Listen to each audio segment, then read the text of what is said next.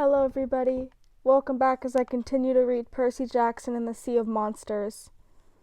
Chapter 9, I have the worst family reunion ever. Annabeth volunteered to go alone since she had the cap of invisibility, but I convinced her it was too dangerous. Either we all went, or nobody went. Nobody, Tyson voted. Please? But in the end he came along, nervously chewing on his huge fingernails. We stopped at our cabin long enough to gather our stuff.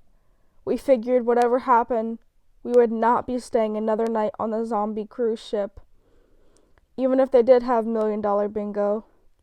I made sure Riptide was in my pocket, and the vitamins and thermos from Hermes were at the top of the bag. I didn't want Tyson to carry everything, but he insisted, and Annabeth told me not to worry about it. Tyson could carry 3 full duffel bags over his shoulder as easily as I could carry a backpack. We sneaked through the corridors, following the ship's "You Are Here" signs towards the Admiralty suite. Annabeth scouted ahead invisibly. We hid whenever someone passed by, but most of the people we saw were glassy-eyed zombie passengers. As we came up the stairs to Deck 13, where the Admiralty suite was supposed to be, Annabeth hissed, "Hide!" and shoved us into a supply closet. I heard a couple guys coming down the hall.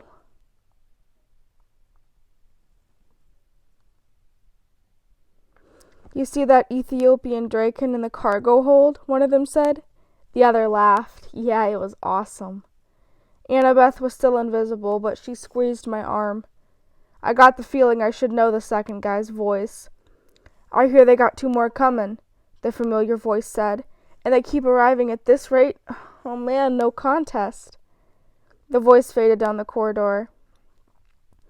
"That was Chris Rodriguez." Annabeth took off her cap and turned invisible. "You remember, from cabin 11? I sort of recalled Chris from the summer before. He was one of those undetermined campers who got stuck in the Hermes cabin because his Olympian dad or mom never claimed him. Now that I thought about it, I realized I hadn't seen Chris at camp this summer. What's another half-blood doing here?" Annabeth shook her head, clearly troubled. We kept going down the corridor. I didn't need maps anymore to know I was getting close to Luke. I sensed something cold and unpleasant, the presence of evil. "Percy." Annabeth stopped suddenly. "Look." She stood in front of the glass wall looking down into the multi-story canyon that ran through the middle of the ship. At the bottom was the promenade, a mall full of shops, but that's not what had caught Annabeth's attention. A group of monsters had assembled in front of the candy store. A dozen Lestragonian giants, like the ones who'd attacked me with dodgeballs, 2 hellhounds, and a few even stranger creatures. Humanoid females with twin serpents for legs. "Scythian Dracini," Annabeth whispered.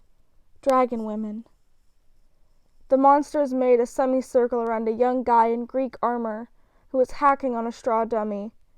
A lump formed in my throat when I realized the dummy was wearing an orange Camp Half-Blood t-shirt.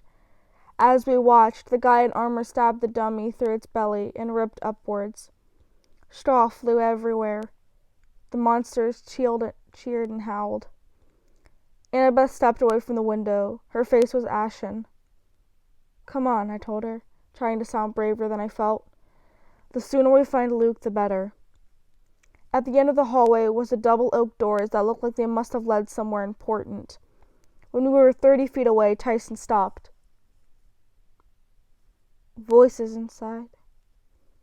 "You can hear that far?" I asked. Tyson closed his eye like he was concentrating hard. Then his voice changed, becoming a Huxley approximation of Luke's. "The prophecy ourselves. The fool won't know which way to turn." Before I could react, Tyson's voice changed again, becoming deeper and gruffer, like the other guy we'd heard talking to Luke outside the cafeteria. "You really think that old horseman is gone for good?" Tyson laughed Luke's laugh. "They can't trust him. Not with the skeletons in his closet. The poisoning of the tree was the final straw. Annabeth shivered. Stop that! How do you do it? It's creepy. Tyson opened his eye and looked puzzled. Just listening. Keep going, I said.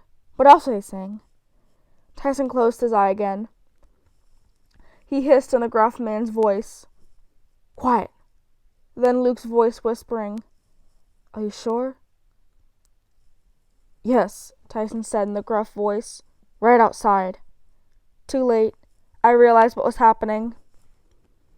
I had just had time to say run when the doors of the stateroom burst open, and there was Luke, flanked by two hairy giants armed with javelins, their bronze tipped aimed right at our chest. Well, Luke said with a crooked smile, if it isn't my two favorite cousins, come right in. The stateroom was beautiful, and it was horrible. The beautiful part. Huge windows curved alongside the back wall, looking out over the stern of the ship. Green sea and blue sky stretched all the way to the horizon. A Persian rug covered the floor. 2 plush sofas occupied the middle of the room, with a canopied bed in one corner and a mahogany dining table on the other. The table was loaded with food, pizza boxes, bottles of soda, and a stack of roast beef sandwiches on a silver platter. The horrible part.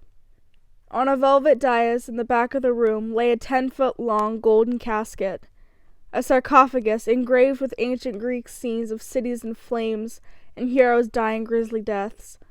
Despite the sunlight streaming through the windows, the casket made the whole room feel cold. Well, Luke said, spreading his arms proudly. A little nicer than Cabin 11, huh? He had changed since the last summer. Instead of Bermuda shorts and a t-shirt, he wore a button-down shirt, khaki pants, and leather loafers.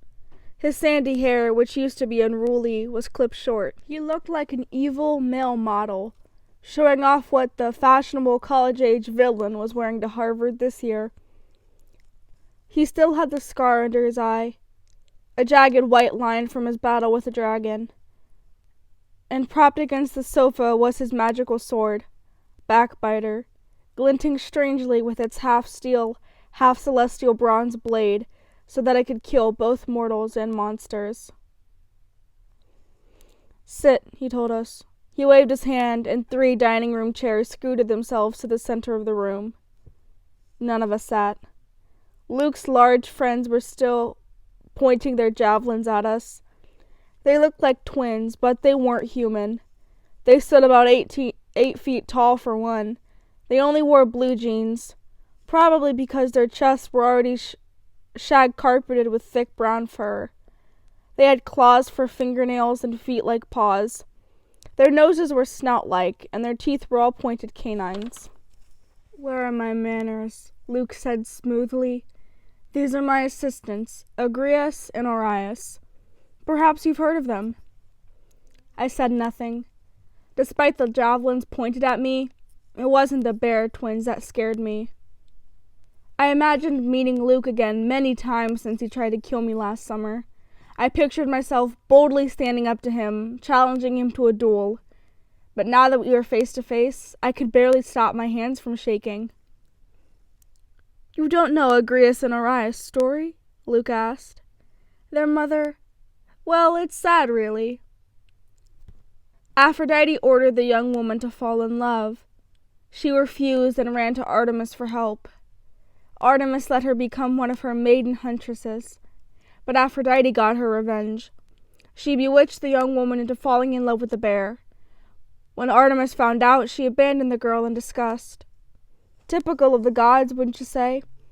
They fight with one another and poor humans get caught in the middle. The girl's twin son here, Agrias and Orias, have no love for Olympias. They like half-bloods well enough, though. For lunch, Agrias growled. His gruff voice was like one I'd heard with Luke earlier. His brother Orias laughed, licking his fur-lined lips. He kept laughing like he was having an asthmatic fit, until Luke and Agrias both stared at him. Shut up, you idiot, Agrias growled. Go punish yourself. Orias whimpered. He trudged over to the corner of the room, slumped onto a stool, and banged his forehead against the dining table, making the silver plates rattle. Luke acted like this was perfectly normal behavior. He made himself comfortable on the sofa and propped his feet up on the coffee table. Well, Percy, we'll let you survive another year. I hope you appreciate it. How's your mom? How's school? You poisoned Talia's tree. Luke sighed. Right to the point, huh? Okay, sure. I poisoned the tree. So what? How could you? Annabeth sounded so angry, I thought she'd explode. Talia saved your life, our lives. How could you dishonor her? I didn't dishonor her, Luke snapped. The gods dishonored her, Annabeth. If Talia were alive, she would be on my side. Liar! If you knew what was coming, you'd understand. I understand you want to destroy the camp, she yelled. You're a monster. Luke shook his head. The gods have blinded you. Can't you imagine a world without them, Annabeth? What good is that ancient history you study? 3,000 years of baggage. The West is rotten to the core. It has to be destroyed. Join me. We can start the world anew. We could use your intelligence, Annabeth. Because you have none of your own. His eyes narrowed. I know you, Annabeth. You deserve better than tagging along on some hopeless quest to save the camp. Half-Blood Hill will be overrun by monsters within the month. The heroes who survive will have no choice but to join us or be hunted to extinction. You really want to be on the losing team? With company like this? Luke pointed to Tyson. Hey, I said. Traveling with a Cyclops, Luke chided. Talk about dishonoring Talia's memory. I'm surprised at you, Annabeth. You of all people. Stop it, she shouted. I didn't know what Luke was talking about, but Annabeth buried her head in her hands like she was about to cry. Leave her alone, I said, and leave Tyson out of this. Luke laughed. Oh yeah, I heard your father claimed him. I must have looked surprised, because Luke smiled. Yeah, Percy, I know all about that, and about your plan to find the fleece. What were those coordinates again? 30, 31, 75, 12? You see, I have friends at camp who keep me posted. Spies, you mean? He shrugged. How many insults from your father can you stand, Percy? You think he's grateful to you? You think Poseidon cares for you any more than he cares for this monster? Tyson clenched his fist and made a rumbling sound in his throat. Luke just chuckled. The gods are so using you, Percy. Do you have any idea what's in store for you if you reach your 16th birthday? Has Chiron even told you the prophecy? I wanted to get in Luke's face and tell him off, but he knew how to throw me off.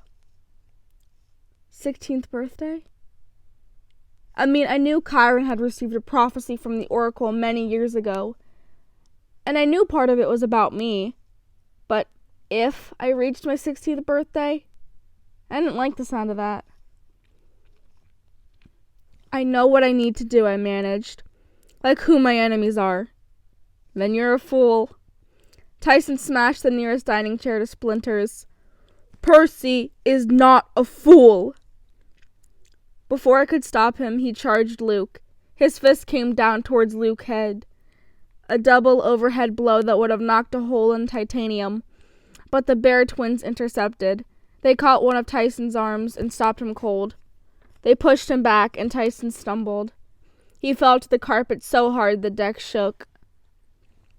Too bad, Cyclops, Luke said. Looks like my grizzly friends together are more of a match for your strength. Maybe I should let them... Luke, I cut in. Listen to me. Your father sent us. His face turned the color of pepperoni. Don't even mention him. He told us to take this boat. I thought it was just for a ride, but he sent us here to find you. He told me he won't give up on you, no matter how angry you are. Angry? Luke roared. Give up on me? He abandoned me, Percy. I want Olympias destroyed, every throne crushed to rubble. You tell Hermes it's going to happen too. Each time a half-blood joins us, Olympias grows weaker and we grow stronger. He grows stronger. Luke pointed to the gold sarcophagus. The box creeped me out, but I was determined not to show it. So, I demanded, what's so special? Then it hit me. What might be inside the sarcophagus? The temperature in the room seemed to drop 20 degrees. You don't mean... He's reforming, Luke said. Little by little, we're calling his life force out of the pit. With every new recruit who pledges to our cause, another small piece appears. That's disgusting, Annabeth said. Luke sneered at her. Your mother was born from Zeus's split skull, Annabeth. I wouldn't talk. Soon there will be enough of the Titan Lord so that we can make him whole again. We will piece together a new body for him, a work worthy of the forges of Hephaestus. You're insane, Annabeth said. Join us. You'll be rewarded. We have powerful friends, sponsors rich enough to buy this cruise ship, and much more. Percy, your mother will never have to work again. You can buy her a mansion. You can have power, fame, whatever you want. Annabeth, you can realize your dream of being an architect. You can build a monument to last 1,000 years, a temple to the lords of the next age. Go to Tartarus, she said. Luke sighed. A shame. He picked up something that looked like a TV remote and pressed a red button. Within seconds, the door of the stateroom opened, and 2 uniformed crew members came in armed with nightsticks. They had the same glassy-eyed look as the other mortals I'd seen, but I had a feeling this wouldn't make them any less dangerous in a fight. Ah, good security, Luke said. I'm afraid we have some stowaways. Yes, sir, they said dreamily. Luke turned to Arias. It's time to feed the Ethiopian draken. Take these fools below and show 'em how it's done. Arias grinned stupidly. Let me go too, Agrias grumbled. My brother's worthless. The Cyclops is no threat, Luke said. He glanced back at the golden casket as if something were troubling him. Agrias, stay here. We have important matters to discuss. But, Arias, don't fail me. Stay in the hold to make sure the Draken is properly fed. Arias prodded us with a javelin and herded us out of the stateroom, followed by 2 more human security guards. As I walked down the corridor with Arias' javelin poking me in the back, I thought about what Luke had said. That the Bear twins together were a match for Tyson's strength. But maybe separately. We exited the corridor amidships and walked across the open deck lined with lifeboats. I knew the ship well enough to realize this would be our last look at sunlight. Once we got to the other side, we'd take the elevator down into the hold, and that would be it. I looked at Tyson. Now. Thank the gods he understood. He turned and smacked Arias 30 feet backwards into the swimming pool, right into the middle of Zombie Tor's family. Ah! The kids yelled in unison. We are not having a blast in the pool. One of the security guards drew his nightstick, but Annabeth knocked the wind out of him with a well-placed kick. The other guard ran for the nearest alarm box. Stop him! Annabeth yelled, but it was too late. Just before I banged him on the head with a deck chair, he hid the alarm. Red lights flashed, sirens wailed. Lifeboat! I yelled. We ran for the nearest one. By the time we got the cover off, monsters and more security men were swarming the deck, pushing aside tourists and waiters with trays of tropical drinks. A guy in Greek armor drew his sword and charged, but slipped in a puddle of pina colada. Lestrygonian archers assembled on the deck above us, notching arrows at in their enormous bows. How do you launch this thing? Screamed Annabeth. A hellhound leaped at me, but Tyson slammed it aside with a fire extinguisher. "Get in," I yelled. I uncapped Riptide and slashed the first volley of arrows out of the air. Any second we would be overwhelmed. The lifeboat was hanging over the side of the ship, high above the water. Annabeth and Tyson were having no luck with the release pulley. I jumped on beside them. "Hold on," I yelled, and I cut the rope. A shower of arrows whizzed over our heads as we free fell towards the ocean. That was the end of Chapter 9. Let's continue with Chapter 10. Chapter 10. We hitch a ride with dead Confederates. "Thermos!" I screamed as we hurled down towards the water. "What?" Annabeth must have thought I had lost my mind. She was holding on to the boat straps for dear life, her hair flying straight up like a torch. But Tyson understood. He managed to open my duffel bag and take out Hermes' magical thermos without losing a grip on it or the boat. Arrows and javelins whizzed past us. I grabbed onto the thermos and hoped I was doing the right thing. "Hang on." "I am hanging on," Annabeth yelled. "Tighter." I hooked my feet under the boat's inflatable bench, and as Tyson grabbed Annabeth and me by the backs of our shirts, I gave the thermos cap a quarter turn. Instantly, a white sheet of wind jetted out of the thermos and propelled us sideways, turning our downward plummet into a 45-degree angle crash landing. The wind seemed to laugh as it shot from the thermos, like it was glad to be free. As we hit the ocean, we bumped once, twice, skipping like a stone. Then we were whizzing along like a speedboat, salt spray in our faces, and nothing but sea ahead. I heard a wail of outrage from the ship behind us, but we were already out of weapon range. The Princess Andromeda faded to the size of a white toy boat in the distance, and then it was gone. As we raced over the sea, Annabeth and I tried to send an iris message to Chiron. We figured it was important to let somebody know what Luke was doing, and we didn't know who else to trust. The wind from the thermos stirred up a nice sea spray that made the rainbow in the sunlight. Perfect for an iris message, but our connection was still poor. When Annabeth threw a golden drachma into the mist and prayed for the rainbow goddess to show us Chiron, his face appeared all right, but there was some kind of weird strobe light flashing in the background and rock music blaring, like he was in a dance club. We told him about sneaking away from camp and Luke and the Princess Andromeda, but the golden box for Chronos' remains. But between the noise on his end and the rushing wind and water on our end, I'm not sure how much he heard. "Percy," Chiron yelled, "you have to watch out for—" His voice was drowned out by a loud shouting behind him. A bunch of voices whooping like Comanche warriors. "What?" I yelled. "Curse my relatives!" Chiron ducked as a plate flew over his head and shattered somewhere out of sight. "Annabeth, you should not have let Percy leave camp. But if you do get the fleece—" "Yeah, baby!" somebody yelled behind Chiron. "Woohoo!" The music got cranked up, subwoofers so loud it made our boat vibrate. "Miami," Chiron was yelling. "I'll try to keep watch." Our misty screen smashed apart like someone on the other side had thrown a bottle at it, and Chiron was gone. An hour later we spotted land. A long stretch of beach lined with high-rise hotels. The water became crowded with fishing boats and tankers. A Coast Guard cruiser passed on our starboard side, then turned like it wanted a second look.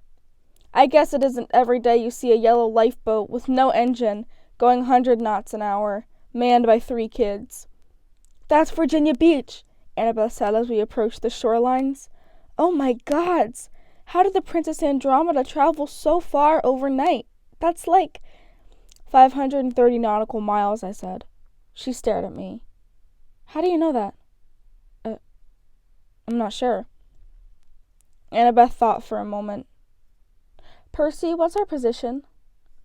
36 degrees, 44 minutes north, 76 degrees, 2 minutes west, I said immediately, then shook my head. "Whoa, how did I know that?"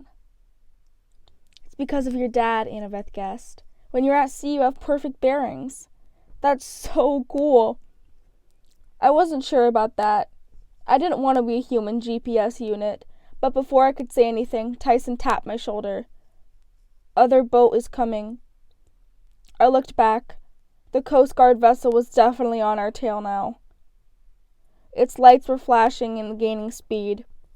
"We can't let them catch us," I said. "They'll ask too many questions." "Keep going into Chesapeake Bay," Annabeth said. "I know a place we can hide." I didn't ask her what she meant or how she knew the area so well. I risked loosening the cap a little more, and a fresh burst of wind sent us rocketing around the northern tip of Virginia Beach into Chesapeake Bay. The Coast Guard boat fell further and further behind. We didn't slow down until the shores of the bay narrowed on either side, and I realized we were entered the mouth of a river. I could feel the change from salt water to fresh water. Suddenly I was tired and frazzled, like I was coming down off a sugar high. I didn't know where I was anymore, or which way to steer the boat.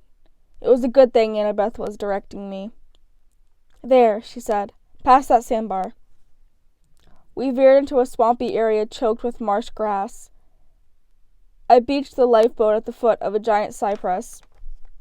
Vine-covered trees loomed above us. Insects chirped in the woods.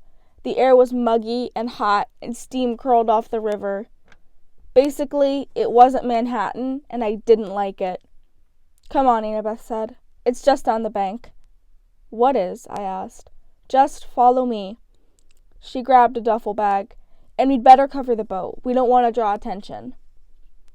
After burying the lifeboat in the branches, Tyson and I followed Annabeth along the shore, our feet sinking into the red mud. A snake slithered past my shoe and disappeared into the grass. "Not a good place," Tyson said. He swatted the mosquitoes that were forming a buffet line on his arm. After another few minutes, Annabeth said, "Here." All I saw were a patch of brambles. Then Annabeth moved aside a woven circle of branches, like a door, and I realized I was looking into a camouflage shelter. The inside was big enough for 3, even with Tyson being the third. The walls were woven from plant material, like a Native American hut, but they looked pretty waterproof. Stacked in the corner was everything you could want. Sleeping bags, blankets, an ice chest, and a kerosene lamp. There were demigod provisions, too. Bronze-tipped javelins, a quiver full of arrows, an extra sword, a box of ambrosia. The place smelled musty, like it had been vacant for a long time. "A half-blood hideout." I looked at Annabeth in awe. "You made this place?" "Talia and I," she said quietly, "and Luke." That shouldn't have bothered me. I mean, I knew Talia and Luke had taken care of Annabeth when she was little, and I knew that the 3 of them had been runaways together, hiding from monsters, surviving on their own before Grover found them and tried to take them to Half-Blood Hill. But whenever Annabeth talked about the time she'd spent with them, I kind of felt, I don't know, uncomfortable? No, that's not the word. The word was jealous. "So," I said, "you don't think Luke will look for us here?" She shook her head. "We made a dozen safe houses like this. I doubt Luke even remembers where they are, or cares." She threw herself down on the blankets and started going through her duffel bag. Her body language made it pretty clear she didn't want to talk. Tyson," I said, "would you mind scouting around outside? Like, look for a wilderness convenience store or something." "Convenience store?" "Yeah, for snacks. Powdered donuts or something. Just don't go too far." "Powdered donuts," Tyson said earnestly. "I will look for powdered donuts in the wilderness." He headed outside and started calling, "Here, donuts." Once he was gone, I sat down across from Annabeth. "Hey, I'm sorry about, seeing Luke." "It's not your fault." She unsheathed her knife and started cleaning the blade with a rag. "He let us go too easily," I said. I hoped I'd been imagining it, but Annabeth nodded. "I was thinking the same thing. What we overheard him say about a gamble. and they'll take the bait. I think he was talking about us. The fleece is the bait? Or Grover? She studied the edge of her knife.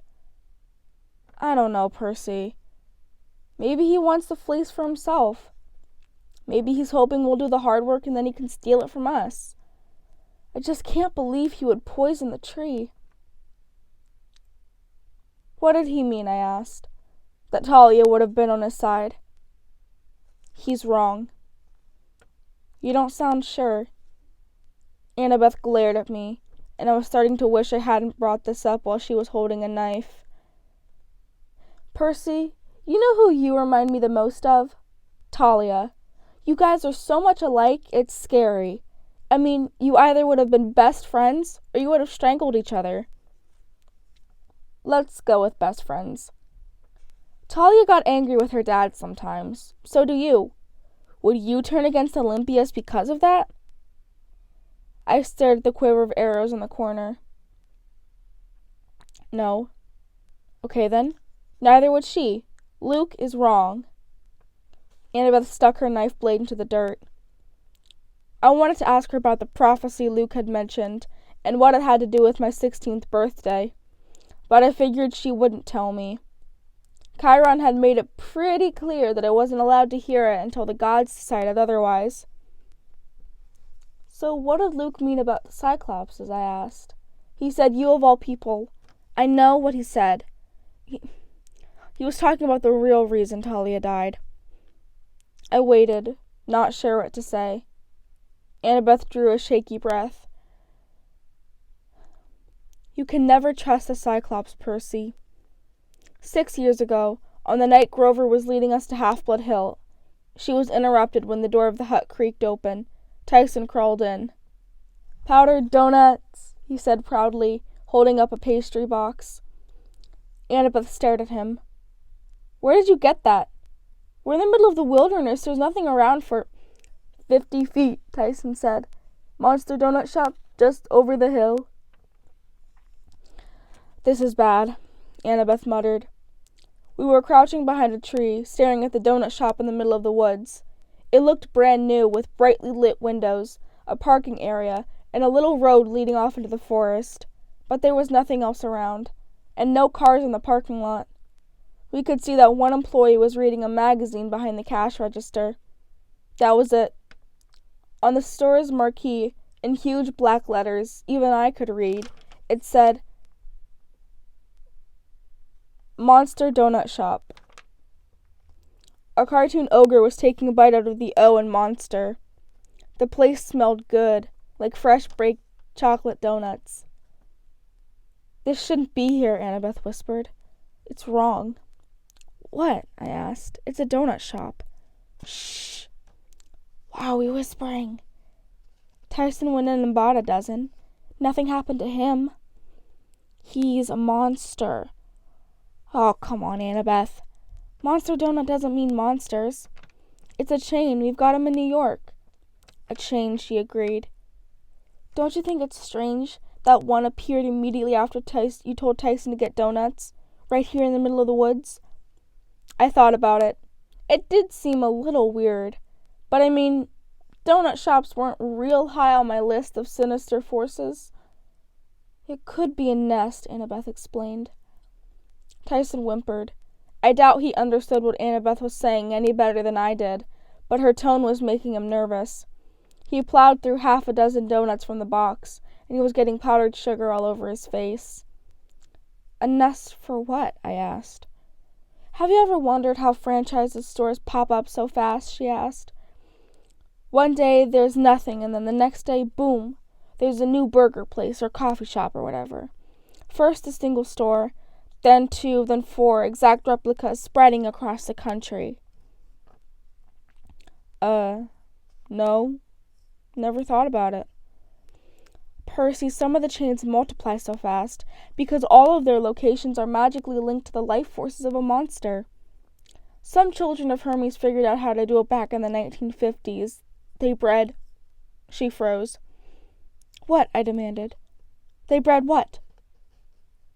No sudden moves. Annabeth said, like her life depended on it. Very slowly turn around. Then I heard it, a scraping noise, like something large dragging its belly through the leaves. I turned and saw a rhino-sized thing moving through the shadows of the trees. It was hissing, its front half wreathing in all different directions. I couldn't understand what I was seeing at first. Then I realized the thing had multiple necks, at least 7, each topped with a hissing reptilian head. Its skin was leathery, and under each neck it wore a plastic bib that read, "A Monster Donut Kid."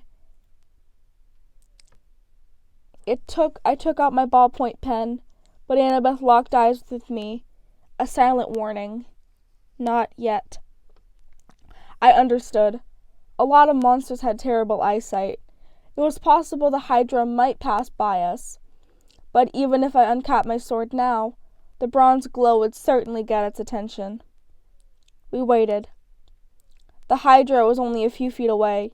It seemed to be sniffing the ground and the trees, like it was hunting for something. Then I noticed that 2 of the heads were ripping something apart. A yellow canvas, one of our duffel bags. The thing had already been to our campsite, and it was following our scent. My heart pounded. I had seen a stuffed Hydra head trophy at camp before, but even that did nothing to prepare me for the real thing.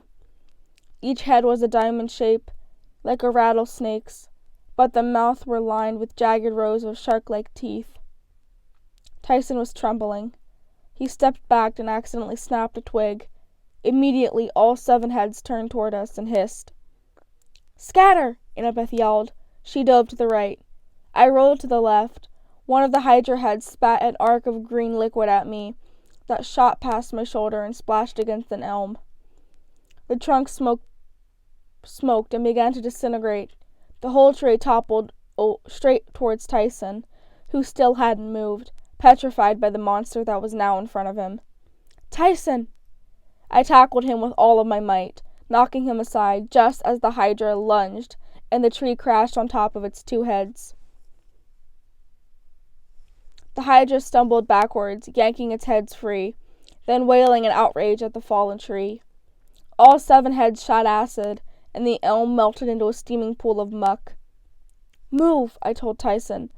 I ran to one side and uncapped Riptide, hoping to draw the monster's attention. It worked. The sight of celestial bronze is hateful to most monsters. As soon as my glowing blade appeared, the Hydra whipped towards it with all of its head hissing and baring its teeth. The good news, Tyson was momentarily out of danger. The bad news, I was about to get melted into a puddle of goo. One of the heads snapped at me experimentally. Without thinking, I swung my sword. "No!" Annabeth yelled. Too late. I sliced the Hydra head clean off. It rolled away into the grass, leaving a fallen stump, which immediately stopped bleeding and began to swell like a balloon. In a matter of seconds, its wounded neck split into 2 necks, which grow full-size head. Now I was looking at an 8-headed Hydra. "Percy," Annabeth scolded, "you just opened another monster donut shop somewhere." I dodged a spray of acid. "I'm about to die, and you're worried about that. How do we kill it?" "Fire," Annabeth said. "We have to have fire." As soon as she said that, I remembered the story. The Hydra head would only stop multiplying if we burned the stumps before they regrew. That's what Hercules had done anyways, but we had no fire. I backed up towards the river. The Hydra followed. Annabeth moved in on my left and tried to distract one of the heads, prying its teeth with her knife, but another head swung sideways like a club and knocked her into the muck. "No hitting my friends," Tyson charged in, putting himself between the Hydra and Annabeth. As Annabeth got to her feet, Tyson started smashing at the monster's head with his fists so fast it reminded me of the whack-a-mole game at the arcade. But even Tyson couldn't fend off the Hydra forever. We kept inching backwards, dodging acid splashes and deflecting snapping heads without cutting them off. But I knew we were only postponing our deaths. Eventually, we would make a mistake and the thing would kill us. Then I heard a strange sound. A chug-chug-chug, that at first I thought was my heartbeat. It was so powerful it made the riverbank shake. "What's that noise?" Annabeth shouted, keeping her eyes on the Hydra. "A steam engine," Tyson said. "What?" I ducked as the Hydra spat acid over my head. Then from the river behind us, a familiar female voice shouted, "There! Prepare the 32-pounder!" I didn't dare look away from the Hydra, but if it was who I thought it was behind us, I figured we had two enemies on two fronts. A gravely male voice said, They're too close, my lady." "Damn the heroes," the girl said. "Full steam ahead." "Aye, aye, my lady." "Fire at will, Captain." Annabeth understood what was happening a split second before I did. She yelled, "Hit the dirt!" And we dove for the ground as an earth-shattering boom echoed from the river. There was a flash of light, a column of smoke, and the Hydra exploded right in front of us, showering us with a nasty green slime that vaporized us as soon as it hit, the way monster guts tend to do. "Gross!" screamed Annabeth. "Steamship!" yelled Tyson. I coughed. And stood. Chugging towards us down the river was the strangest ship I'd ever seen. It rode low in the water like a submarine. Its deck plate was plated with iron. It was made. In the middle was a trapezoid-shaped casemate with slats on either side for cannon. A flag waved from the top. A wild boar and a spear in a blood-red field. Lining the deck were zombies in gray uniforms. Dead soldiers with shimmering faces that only partially covered their skulls. Like the ghouls I'd seen guarding Hades' palace in the underworld. The ship was ironclad, a Civil War battlecruiser. I could just make out the name along the prow in moss-covered letters, CSS Birmingham. And standing next to the smoking cannon that had almost killed us, wearing full Greek battle armor, was Clarice. "Loser," she sneered. "But I guess I have to rescue you. Come aboard." That was the end of Chapter 10. Thank you so much for joining me.